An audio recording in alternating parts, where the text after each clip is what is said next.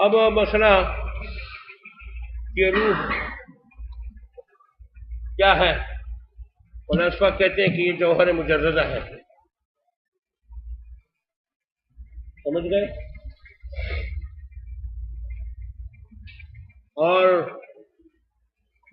آپ کے سائنسدان کہتے ہیں کہ یہ خون کے بخارات اور حرارت، سمجھ گئے، اس کو روح کہتے ہیں. بہرحال اللہ تعالیٰ جل جلالہ عم نوالہ نے فرمایا کہ یہ میرا یہ حکم ہے انسان کی زندگی کے لیے. مبہم چھوڑ دیا فلسفیانہ انداز میں. اللہ تعالیٰ نے اس سے بات نہیں کی ہے، اور اس کی وجہ یہی ہے کہ اللہ تعالیٰ نے اپنے کلام کو، جیسا کہ شیخ انور فرماتے ہیں، عام فہم اور عوام کی زبان پر، اس دور میں جو عوام کی زبان تھی اسی پہ بلاغت کے ہوتے ہوئے ان کی زبان پر نازل کی ہے، تاکہ عام لوگ وَلَقَدْ يَسَّرْنَا الْقُرْآنَ لِلذِّكْرِ فَهَلْ مِن مُدَّكِرٍ، تاکہ عام لوگ اس سے فائدہ اٹھا سکیں. اسی وجہ سے فلسفیانہ بحث میں جب وہ لوگوں نے پوچھا يَسْأَلُونَكَ عَنِ الْأَهِلَّةِ، يَسْأَلُونَكَ عَنِ الْأَهِلَّةِ، چاند کے بارے میں کہ یہ کبھی نرم ہو جاتی ہے اور کبھی موٹی ہو جاتی ہے، اس کی کیا وجہ ہے؟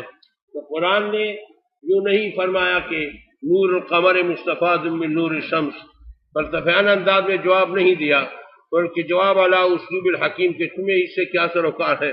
اصل مقصد جو فائدہ اس میں سے حاصل ہوتا ہے، جو مقصد اس سے حاصل ہوتا ہے، وہ یہ ہے کہ عوام کے لیے اس کے ذریعے سے توقیت آسان ہو جاتی ہے.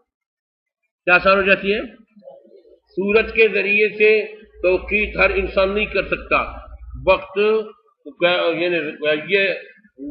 یہ کون سی تاریخ کا سورج ہے، یہ کون سی تاریخ کا سورج ہے، یہ بتا سکتے ہیں. لیکن چاند کے اندر یہ کمال ہے کہ گویا عام زمیندار کہتے ہیں کہ 15ویں رات کو مغرب کے وقت اس طرف کیا وہ نکل آ جاتی ہے، اور فلان کی رات ایسے ہوتی ہے، فلان کی رات ایسے ہوتی ہے، اور تو نرم اور چھوٹے بڑے کی وجہ سے ان کو اندازہ کہ اب یہ کم ہے. اب سورج کا یہ کم تم معلوم کرو، سورج سے معلوم کر سکتے ہیں کہ آج یہ کم ہے، چاند سے معلوم کر سکتے ہیں کہ اس طرف سے جب پہلے دن آج تو آپ دیکھ لیتے ہیں تو کہتے ہیں کہ یہ پہلی تاریخ ہے، اور جب اس طرف آگے تاخیر سے نکل آتی ہے تو آپ سمجھتے ہیں کہ یہ مہینے کی آخری تاریخیں ہیں. مگر سورج میں آخری اور اول تاریخ کے اندر اس کے اندر کوئی تغیر تبدل نہیں ہوتا. تو وہ شمسی نظام سے عوام فائدہ نہیں اٹھا سکتے، عوام فائدہ نہیں اٹھا سکتے. تو اسی وجہ سے اللہ تعالیٰ جل جلالہ عم نوالہ نے جواب کیا دیا؟ یسألونک عن الأہلہ قل ہی مواقیت للناس والحج. فرمایا نہیں فرمایا؟ تو یہاں بھی اللہ تعالیٰ نے یوں فرمایا کہ قل الروح من امر ربی وما اوتیتم من العلم الا قلیلا. فلسفیانہ انداز کے لحاظ سے اللہ نے اس کا بیان نہیں کیا کہ یہ جوہر ہے یا یہ جسم ہے یا یہ عرض ہے، سمجھ گئے، یا یہ حرارت ہے یا برودت ہے یا فلان ہے. اس انداز سے بات نہیں کی، فلسفیانہ انداز سے، کیونکہ یہ عوام کی سمجھ سے بالا تر بات کی. اور قرآن کریم کا انداز ایسا ہے کہ عوام اس سے فائدہ اٹھا سکے. جیسے میں نے قرآن خود کہتا ہے، اللہ تعالیٰ کا فرمان ہے وَلَقَدْ يَسَّرْنَا الْقُرْآنَ لِلذِّكْرِ فَهَلْ مِن مُدَّكِرٍ، کہ ہم نے قرآن کو آسان کر دیا ہے نصیحت حاصل کرنے کے لیے. کوئی نصیحت حاصل کرنے والا ہے؟ ہاں، سمجھ گئے؟ تو اس لیے اللہ تعالیٰ نے اس کو یوں فرمایا کہ قُلِ الرُّوحُ مِنْ أَمْرِ رَبِّي وَمَا أُوتُوا مِنَ الْعِلْمِ وَمَا أُوتِيتُم مِنَ الْعِلْمِ إِلَّا قَلِيلًا. چلو.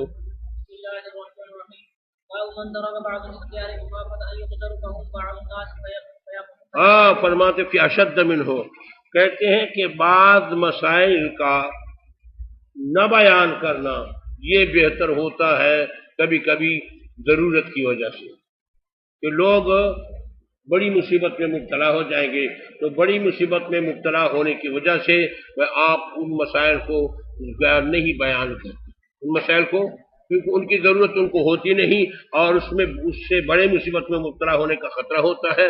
اب مثلا تقدیر سے اگر آپ نے علمی انداز میں بات شروع کی تو اور یہی آپ کے مولوی صاحبان بھی مخمسے میں پڑ جائیں گے، کہ مخمسے میں پڑ جائیں گے۔ بات سمجھ میں آئی یا نہیں آئی؟ اللہ سمجھ عطا فرما دے۔ ہاں، علامہ بنوری رحمۃ اللہ علیہ فرماتے تھے کہ علامہ شبیر احمد عثمانی رحمۃ اللہ علیہ ان کے استاد تھے، تو ان کا یہ دعویٰ تھا کہ میں تقدیر کا مسئلہ حل کرتا ہوں۔ ان کا مسئلہ تقدیر ایک کتاب سا بھی ہے چھوٹا سا، مولانا شبیر احمد عثمانی کی۔ تو فرماتے تھے کہ جس دن اتفاقاً اس تقدیر پر بات حضرت نے کی تھی تو میں حاضر نہیں تھا، اس سبق میں میں غیر حاضر تھا، حضرت نے سبق پڑھایا تھا۔ یہ ذکی شاگرد جو ہوتے ہیں یہ اساتذہ کو بہت محبوب ہوتے ہیں، تو اس نے فرمایا، حضرت نے فرمایا کہ یوسف آپ تو نہیں تھے، کل تو میں نے مسئلہ تقدیر پر تفصیل سے بات کی، تو میں نے گزارش کی کہ حضرت ایک کتاب کا نام لیا، نام میرے ذہن سے نکل چکا ہے، حضرت نے ایک کتاب کا نام لیا کہ میں نے گزارش کی کہ حضرت قرآن کتاب آپ دیکھ چکے ہیں، قرآن کتاب آپ دیکھ چکے ہیں؟ تو حضرت نے فرمایا نہیں۔ تو وہ کتاب جب حضرت نے مطالعہ کی، اس کتاب والے نے پوری تفسیر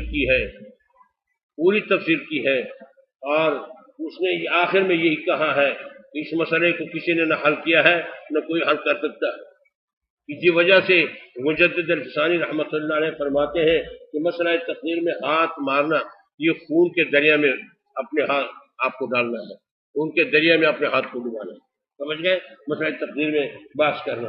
تو حضرت علامہ شبیر احمد عثمانی رحمۃ اللہ علیہ نے جب اس کتاب کا مطالعہ کیا تو اس کتاب کے آخر میں یہ ہے کہ یہ مسئلہ نہ کسی نے حل کیا ہے، نہ کوئی حل کر سکتا ہے، نہ میں نے حل کیا۔ تو حضرت شیخ شبیر احمد عثمانی رحمۃ اللہ جب کتاب دیکھا تو اس کے بعد دوسرے دن فرمایا، یوسف آپ نے سچ فرمایا ہے، بالکل نہ مسئلہ یہ میں نے حل کیا ہے اور نہ کوئی حل کر سکتا ہے، نہ میں نے حل کیا ہے، اور آپ نے بالکل صحیح فرمایا ہے۔ پھر اس کے بعد حضرت عثمانی کی تقریر بھی ہے مسئلہ تقدیر پر پوری تفصیل کے ساتھ، مگر اس کے باوجود بھی اس مسئلے کا حل کرنا حضرت رحمۃ اللہ علیہ نے ایک دن اشاروں میں نہایت تک بات پہنچاتی تو بڑی خطرناک حد تک وہ بات پہنچ گئی۔ تو پھر حضرت نے فرمایا بتیجی پر چھوڑ دوسری پر چھوڑ، وما تشاءون الا ان شاء اللہ پر جب آئے تو پھر فرمایا چھوڑ دو آگے مت جاؤ، سمجھ گئے؟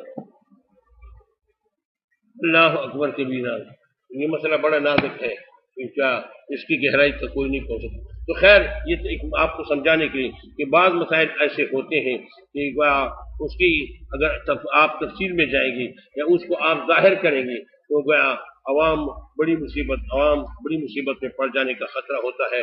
اسی وجہ سے بعض مسائل کا مخفی رکھنا بہتر ہوتا ہے۔ جیسے میں نے بتایا کہ حدیث عفق کا بیان کرنا، علماء نے لکھا ہے کہ عوام کے سامنے حدیث عفق کو بیان نہ کیا کرے، سمجھ گئے؟ شیطان پھر وہ ان کے دلوں میں وسوسے اور شکوک کو شبہات لاتا۔ چلو قال حدثنا عباد الله بن موسى عن اسرائيل عن ابي اسحاق عن الاسود قال لي ابو زبير كانت عائشه تشير اليك كثيرا كما حدثتك في الكعبه قال النبي صلى الله عليه وسلم يا عائشه حدثتك في الكعبه قال النبي صلى الله عليه وسلم يا عائشه لولا ان قوم یا عائشہ تو منادا مفرد معرفہ ہے، جب منادا مفرد معرفہ ہو تو وہ مرفوع ہوتا ہے، مبنی علی الضم ہوتا ہے، یا اور جب منادا مضاف ہو تو وہ منصوب ہوتا ہے، یا عبد اللہ یا حبیب اللہ، سمجھ گئے؟ نہیں سمجھے؟ اللہ سمجھ عطا فرما دے۔ چلو لولا ان قوم حديث قال ابن الزبير بكفر لنقلت الكعبة، اگر تمہاری قوم اے عائشہ نئے نو مسلم نہ ہوتے، جدید الفاظ میں نو مسلم نہ ہوتے، یعنی اب وہ اسلام میں پکے نہیں ہو چکے ہیں، تو میں بیت اللہ شریف کو گرا دیتا اور میں پرانی بنیادوں پر اس کو بنا لیتا اور حتیم کو اس میں شامل کر لیتا اور اس کے لیے 2 دروازے بنا لیتا جیسے کہ پہلے تھا تو میں ابراہیم علیہ السلام کی بنیادوں پر میں اس کو تعمیر کر لیتا، لیکن اگر بیت اللہ آپ کی قوم حدیث العہد، تو اگر میں بیت اللہ شریف کو گرا دوں تو ان کے دلوں میں یہ ہوگا کہ دیکھو یہ پیغمبر بیت اللہ شریف کو گرا دیا، عوام ہے بیت اللہ شریف کو گرا دیا، سمجھ گئے؟ تو پھر اور مسئلہ مصیبت اور پیدا ہو جائے گا، اسی وجہ سے میں نے اس کو چھوڑ دیا ہے۔ اور فجعلت لها بابين بابا يدخل الناس وبابا يخرجون منه وفعله ابن الزبیر، اور حضرت عبداللہ ابن زبیر رضی اللہ تعالیٰ عنہ نے اپنے دور میں اسی طرح حتیم کو شامل کر دیا، حتیم کو شامل کر دیا، 2 دروازے بنا لیے اور ابراہیمی بنیادوں پر تعمیر کر لیا۔ پھر جب حجاج آئے تو حجاج نے پھر اس کو گرا دیا اور پھر گیا اسی نقشے پر جو حضور کے دور میں تھا، حتیم کو جدا کر دیا، دروازہ ایک کر دیا اور بیت اللہ شریف کو اسی طریقے پر بنا لیا اور چھوڑ دیا۔ بعد میں پھر علماء کرام فرماتے ہیں کہ علماء نے حکمرانوں کو منع کیا، پہلے حکمران تو علماء سے مشورہ لیتے تھے، تو علماء نے منع فرمایا کہ یہ بیت اللہ شریف ایک کھلونا بن جائے گا، ہر آدمی آئے گا گرائے گا بنائے گا، گرائے گا بنائے گا، تو یہ اسے فٹ بال مت بناؤ، یہ اللہ کا گھر ہے، عظمت والا ہے، لہٰذا اس کی عظمت لوگوں کے دلوں سے نکل جائے گی، جیسے دیوار کو گرانا ہے پھر بنانا ہے، پھر گرانا ہے پھر بنانا ہے، بس اب چھوڑ دو اسی حالت پر، تو اب اسی حالت پر موجود ہے، سمجھ گئے؟ یہ حجاج ابن یوسف نے پھر اس طریقے پر جو جس طریقے پر حضور کے دور میں تعمیر ہوئی، حضور صلی اللہ علیہ وسلم جوان تھے اور اس تعمیر میں خود شریک تھے، قریش کے پاس خرچہ کم تھا، حدیث میں تفسیر آئی ہے کہ خرچہ کم تھا، تو اگر پورا حتیم کو ساتھ شامل کرتے تو پھر گویا اس کا چھت وغیرہ ڈالنے سے قاصر ہو جاتے، تو انہوں نے گویا حتیم کو کچھ حصہ چھوڑ دیا اور کچھ حصے پر گویا کمرہ تعمیر کر دیا، سمجھ گئے؟ جو حصہ چھوڑ دیا اس کو حتیم کہتے ہیں، اور اسی میں پر نالا ہے، میزاب رحمت بھی پانی اس طرف جاتا ہے، سمجھ گئے؟ چلو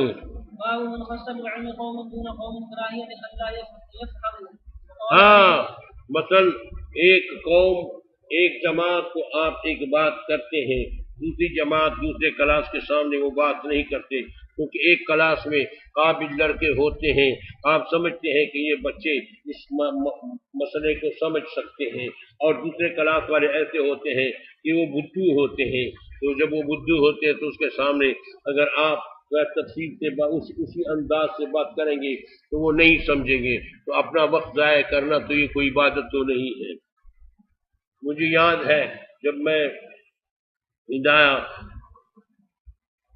جلد اول اور جلد ثانی صلاۃ نکاح اس زمانے میں ہدایہ اولین اکٹھے پڑھتے تھے ایک سال میں، ہدایہ اولین جب میں پڑھاتا تھا ایک سال اللہ تعالیٰ نے 3 شاگرد دیے تھے، مگر تینوں ذہین تھے، تو گیا بندہ فتح القدیر کی روشنی میں پورا فتح القدیر اس پر سناتا تھا اور تفصیل سے اس میں بات کرتا تھا، محدثانہ تحقیق کرتے تھے، اور وہ خوش ہو رہے تھے۔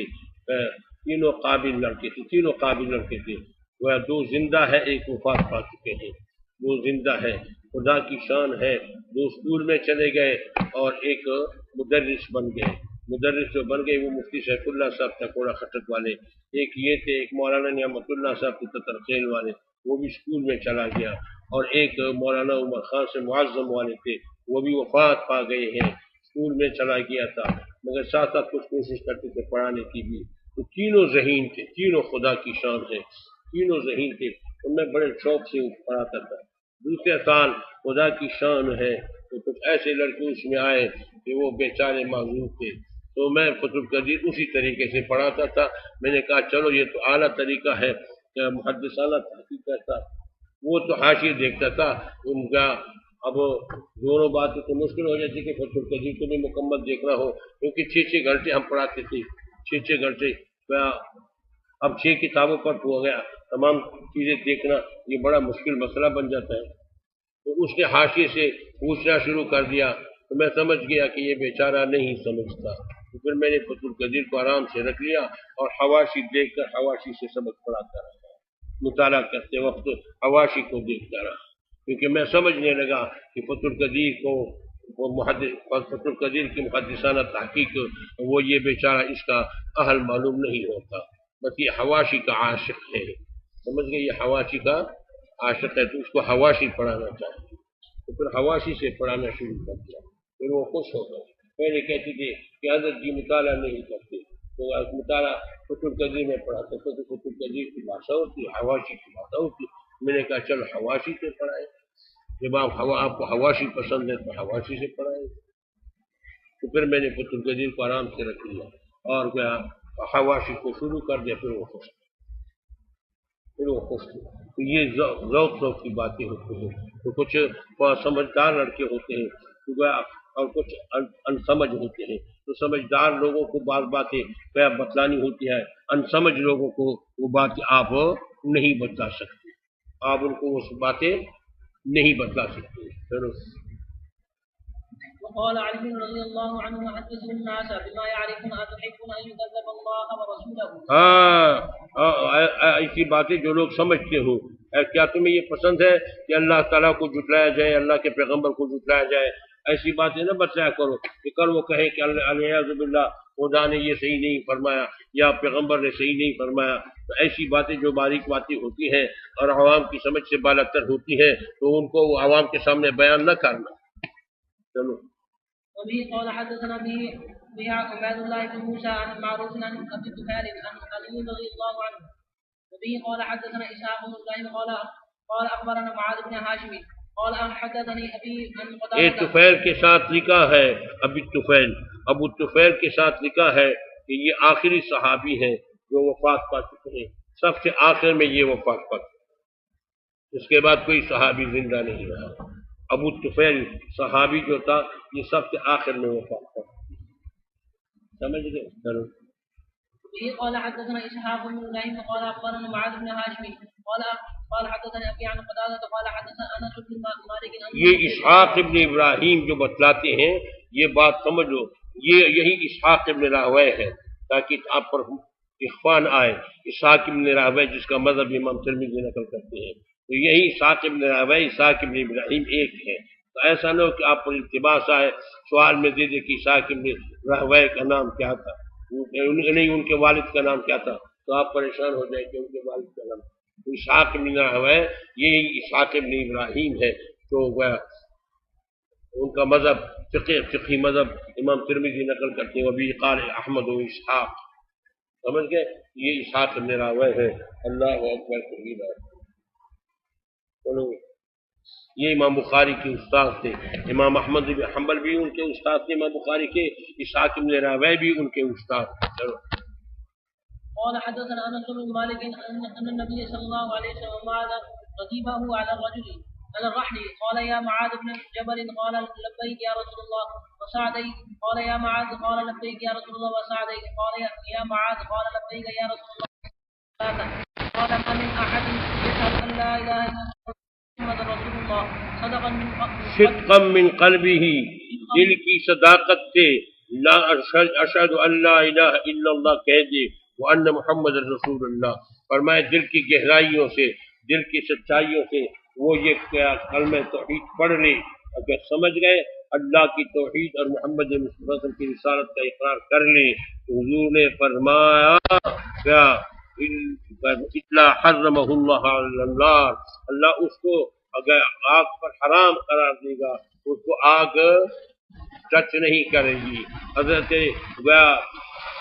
سبحان اللہ، حضرت معاذ رضی اللہ تعالیٰ عنہ نے فرمایا یا رسول اللہ یہ بات صحابہ کو بتلاؤں نا، یہ بات صحابہ کو بتلا دوں؟ فرمایا نہیں بتلانا نہیں ہے، پھر لوگ بیٹھ جائیں گے، عمل نہیں کریں گے کہ ہم نے تو اشہد ان لا الہ الا اللہ واشہد ان محمد عبدہ ورسولہ پڑھ لیا ہے، ہم تو جنت کے ٹھیکیدار ہیں، تو پھر لوگ عمل چھوڑ دیں گے، اذا یتکلوا، پھر وہ اعتماد کر لیں گے گویا بس اسی کلمے پر، اور وہ بیٹھ جائیں گے آرام سے اعمال چھوڑ دیں گے۔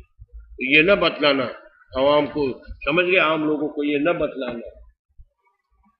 ہاں میں آپ کو اس کا فلسفہ سمجھا دوں، اصل میں یہ بات اپنی جگہ بالکل ٹھوس اور صحیح ہے، حدیث رسول اللہ ہے، مگر اس کی حفاظت ضروری ہے اس کلمے کے ساتھ آپ دنیا سے چلے جائیں، اور یہ اعمال صالحہ یہ اس کے محافظ ہے۔ جب انسان اعمال صالحہ چھوڑ دیتا ہے تو آخر چلتے چلتے خدا کا بھی باغی بن جاتا ہے، محمد مصطفیٰ کا بھی باغی بن جاتا ہے۔ اعمال صالحہ کی برکت سے یہ ایمان محفوظ ہوتا ہے، وہ محافظ ہے، میں کہتا ہوں پہرے دار ہے ایمان کے اعمال صالحہ۔ جب اعمال صالحہ جتنے زیادہ ہوتے ہیں اتنا ہی ایمان مضبوط تر ہوتا جاتا ہے۔ چلو وبه قال حدثنا مسدد قال حدثنا معتمر قال سمعت واخبر بها معاذ عند موته تأسما، فرماتے موت کے وقت یہ حدیث سنا دی کہ اپنے آپ کو گناہ سے بچنے کے لیے کہ دیکھو علم چھپانے والوں میں نہ آ جاؤں۔ حدیث میں اس کے لوگوں کے لیے جو علم کو چھپا رہے ہیں ان کے لیے وعید آیا ہے، تو اس لیے اس وعید سے ڈرنے کی وجہ سے انہوں نے آخری عمر میں یہ حدیث سنا دی، تاکہ میں قیامت کے دن اللہ تعالیٰ مجھے یہ نہ کہے کہ آپ کے پاس علم تھا، آپ نے کیوں چھپایا۔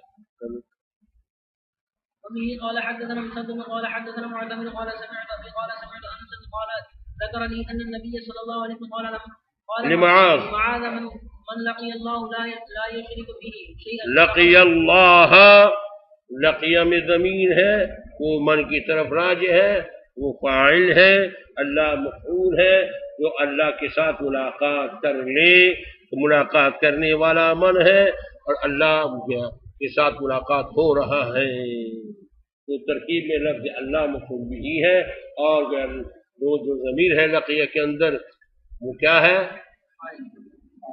فاعل ہے۔ جزاک اللہ۔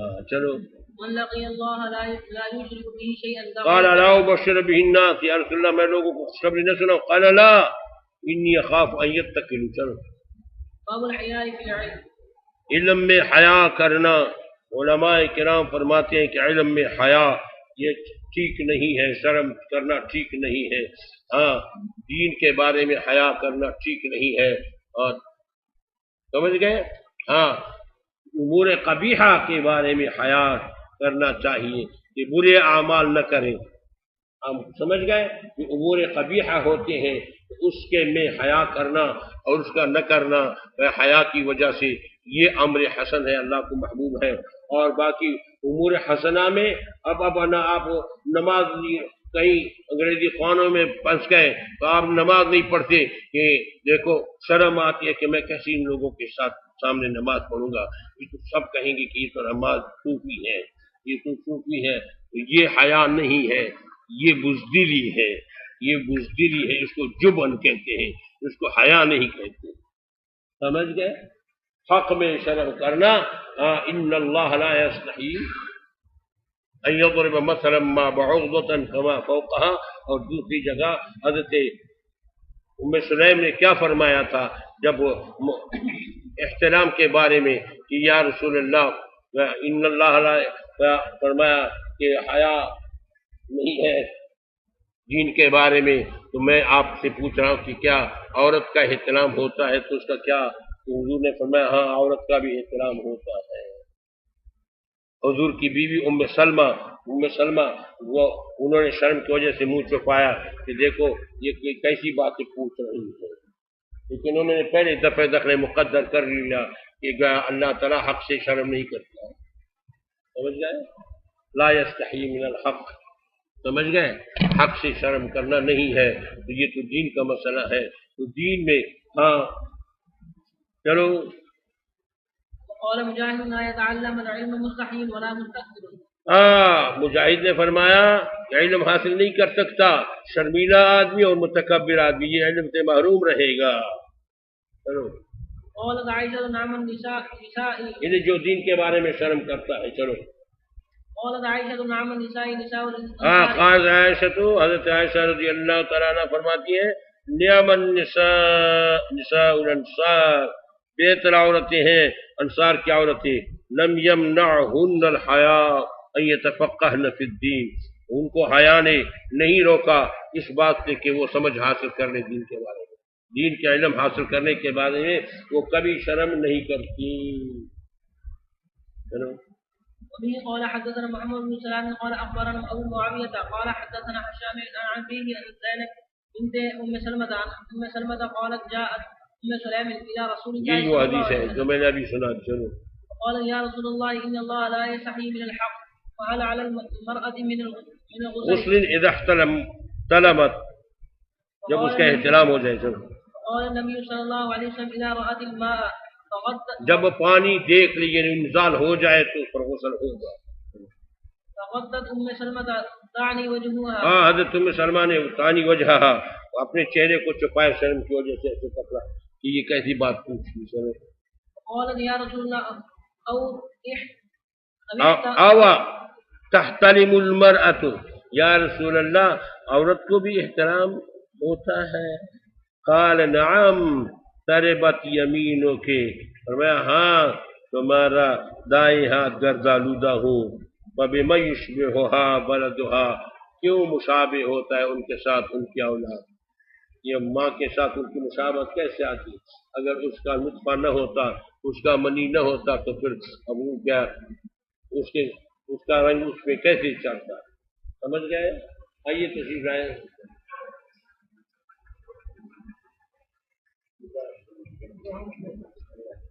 تمام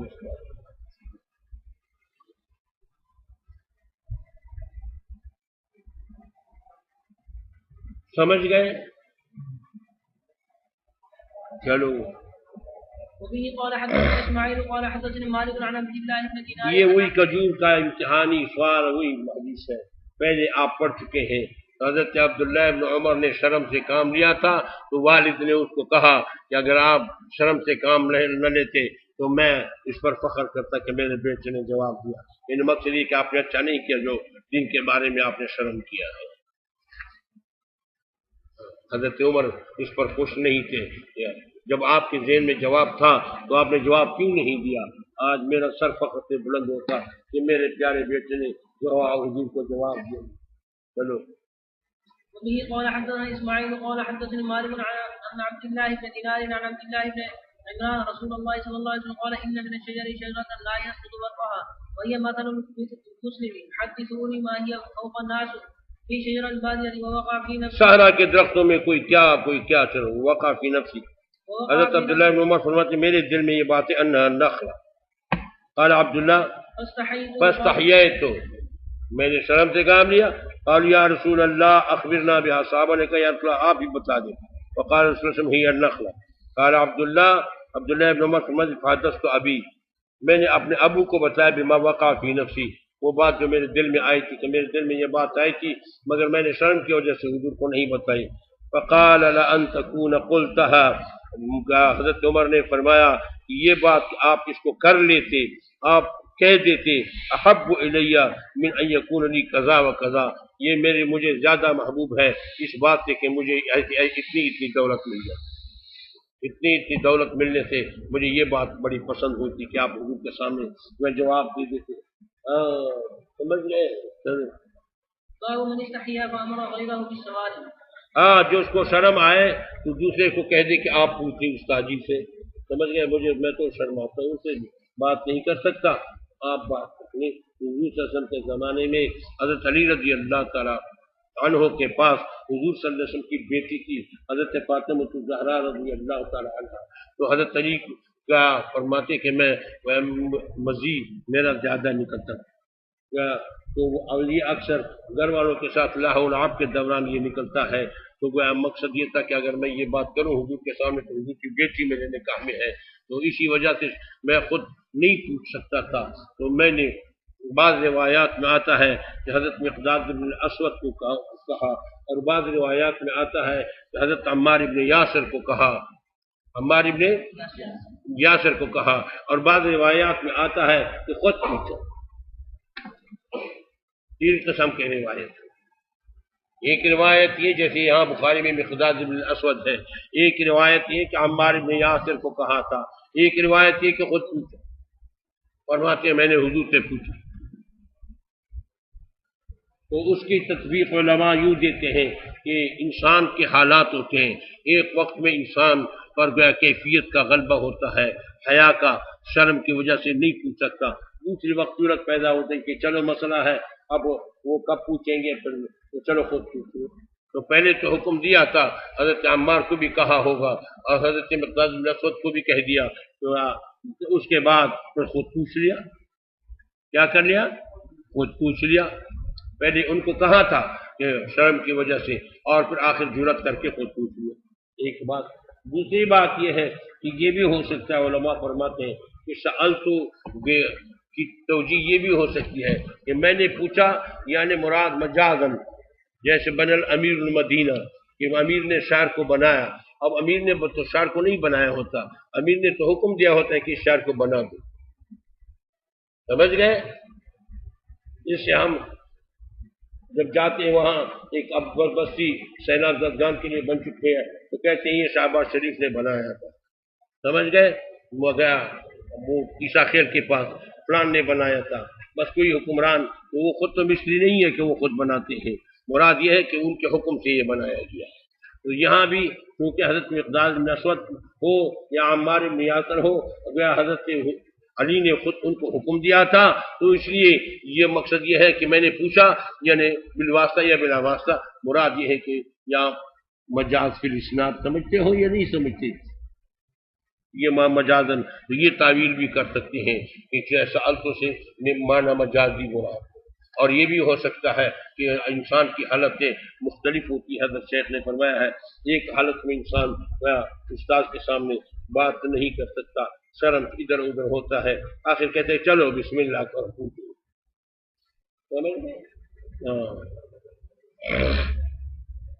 چلو۔ به قال حدثنا مسدد قال حدثنا عبد الله بن داود عن العمشي عن المنذر بن الثوري عن محمد بن الحنفية عن علي بن ابي طالب رضي الله عنه قال كنت رجلا مذاء فامرت المقداد زیادہ مزی والا فامرت المقداد ان يسأل النبي صلی اللہ علیہ وسلم، مقداد بن اسود کو میں نے کہا کہ وضو سے پوچھے، فسأله فقال فيه الوضوء، حضور نے فرمایا اس میں وضو ہے۔ میں نے بتایا دوسرے طریق میں آیا ہے کہ عمار بن یاسر کہا تھا، ایک روایت میں آیا ہے کہ سألت، میں نے خود پوچھا، ساری تفصیل میں نے آپ کو چلو۔ باب ذکر العلم والفتيا في المسجد، مسجد میں فتویٰ دینا اور علم کا تذکرہ کرنا، علم کا مذاکرہ مسجد میں کرنا یہ درست ہے، مگر یہ مسئلہ سیکھ لو کہ مسجد میں علم کی تدریس، قرآن کی تدریس ہو یا دوسری تدریس ہو تو پیسوں کے ساتھ اجارہ ہو، جب اجارہ ہو تو پھر گیا فقہا نے مکروہ لکھا ہے، فقہا نے کیا لکھا ہے؟ مکروہ لکھا ہے۔ آپ جوش میں آئیں گے کہ استاد جی آپ لوگ تو پڑھاتے ہیں۔ ایک اور مسئلہ بتلا دوں، جب میں جامعہ شفیہ آیا تو جامعہ شفیہ والوں کے ساتھ تینوں بھائی موجود تھے، ایک تو اللہ کو پیارے ہو گئے اس وقت موجود تھے، حضرت مولانا عبد الرحمن اشرفی صاحب تھے، مولانا عبید اللہ صاحب تھے، مولانا فضل الرحیم صاحب تھے۔ ساری باتیں جب طے ہو گئی تو تنخواہ کے بارے میں انہوں نے پوچھا تنخواہ کیا لوگے، تو میں نے کہا کہ مفتی اعظم ہند مفتی محمد کفایت اللہ صاحب نبر اللہ مرقدہ نے کفایت المفتی میں لکھا ہے کہ اگر مدرس اپنی منہ سے تنخواہ نہ مانگے کہ اتنا دو گے اتنا دو گے تو اور مدرسے والوں پر چھوڑ دیں تو یہ رزق القاضی کے تحت آتا ہے، اجارے کے تحت نہیں آتا، اس کو ثواب پورا ملے گا۔ لہٰذا تنخواہ پر میں بات نہیں کرنا چاہتا، تنخواہ پر میں بات نہیں کرنا چاہتا، تنخواہ جو بھی آپ نے فیصلہ کر لیا تو مجھے منظور ہونا کہ الحمدللہ آخر وقت تک تنخواہ پر میں نے کبھی ان سے ترقی دیتے تھے، جتنا دیتے تھے جیسے دیتے تھے تنخواہ میں وہاں اس وقت جب آ رہا تھا تو وہاں 6000 میرا مشاہرہ تھا، یا انہوں نے 5000 مقرر کیا۔ میں نے یہ اعتراض نہیں کیا کہ کم از کم وہاں سے کراچی سے مجھے لا رہے ہو تو ایک مدرسے سے مجھے اٹھا رہے ہو تو ترقی دینا چاہیے، 7000 ہونا چاہیے، آپ لوگوں نے کم کر دیا، میں نے میں نے کہا ٹھیک ہے ٹھیک ہے، سمجھ گئے میری بات کو۔ تو الحمدللہ جہاں ہم نے جتنے اساتذہ رکھے ہیں کسی سے نہیں پوچھا کہ تم کتنا مانگو گے، آپ کی دعاؤں کی برکت سے جو ہم نے مقرر کیا ہے وہ اس پر صابر شاکر ہے الحمدللہ۔ تمام اساتذہ کسی سے یہ نہیں پوچھا کہ تم کتنا مانگو گے، پوچھا تک نہیں، بس سمجھ گئے۔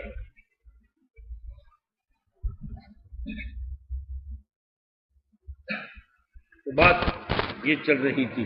یہ مسئلہ میں نے آپ کو سمجھانا تھا کہ مسجد میں تدریس جب تنخواہ پہ ہو اور تنخواہ ایسے طریقے سے ہو کہ آپ نے مطالبہ کر لیا ہو کہ اتنا دو گے، طے کر لیا ہو، اگر مدرسے والے خود اپنی ثوابدید پر آپ کی مدد کرتے ہیں تو پھر اس کو رزق القاضی کہتے ہیں، اور یہ پھر اجارے کے عقد کے ساتھ نہیں آتا، اور پھر آپ کو ثواب بھی پورا ملے گا، تنخواہ بھی لیتے رہو، ثواب بھی لیتے رہو، مزے کرتے رہو۔ یہ آسان راستہ میں نے بتا دیا، حریص مت بنو، وہ تنخواہ پہ جھگڑے مت کرو، اللہ رزق دے گا اور اللہ تعالیٰ بہت دے گا۔ چلو جلدی جلدی مولانا آ گئے۔ وبه قال حدثنا قتيبة بن سعيد قال حدثنا الليث بن سعد قال حدثنا نافع مولى عبد الله بن عمر بن الخطاب عن عبد الله بن عمران رجلا قام في المسجد قال يا رسول الله من أين تأمرنا؟ من أين تأمرنا أن نهل؟ کہاں سے آپ کا حکم ہے کہ ہم احرام باندھ دیں؟ چلو۔ قال رسول الله صلى الله عليه وسلم يهل أهل المدينة من ذي الحليفة ويهل أهل الشام من الجحفة ويهل أهل نجد من قرن۔ قال ابن عمر ويزعمون صحابہ کہتے ہیں ان رسول اللہ صلی اللہ علیہ وسلم قال ويهل أهل اليمن من يلملم، وكان ابن عمر يقول لم أفقه هذه من رسول اللہ صلی اللہ علیہ وسلم۔ حضرت عبداللہ بن عمر فرماتے کہ میں نے صحابہ سے یہ بات سنی تھی اور حضور سے خود یہ بات معلوم نہیں کی ہے، یعنی براہ راست حضور کی زبان مبارک سے نہیں سنی ہے، صحابہ سے سنا کہ حضور نے فرمایا کہ اہل یمن کے لیے یلملم ہے اور ہمارے لیے بھی یلملم ہے۔